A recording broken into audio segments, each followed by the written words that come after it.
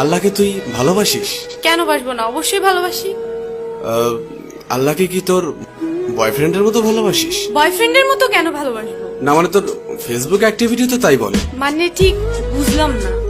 Actually তোর না তোদের মতো মেয়েদের ফেসবুক প্রোফাইলে ঢুকলেই দেখা যায় কভার পিকচারে কোরআনের ছবি, কিন্তু তুই কোরআন পড়তে পারিস না। প্রোফাইল পিকচারে মক্কা শরীফের ছবি, কিন্তু তুই যেটা আপলোড করার যোগ্যতাই রাখিস না। এখানে যোগ্যতা কি হলো? অনেক কিছু। তোর ফিচার ফটোতে 5 ওয়াক্ত নামাজের ফায়দার কথা, কিন্তু তুই 1 ওয়াক্ত পড়িস না। আর একটু নিচে নামলেই দেখা যায় তোর টলটনে রলমলে সুন্দর শরীরের সব পাট পাট ছবি। এই ফাইজলামের বাড়ি কোথায়?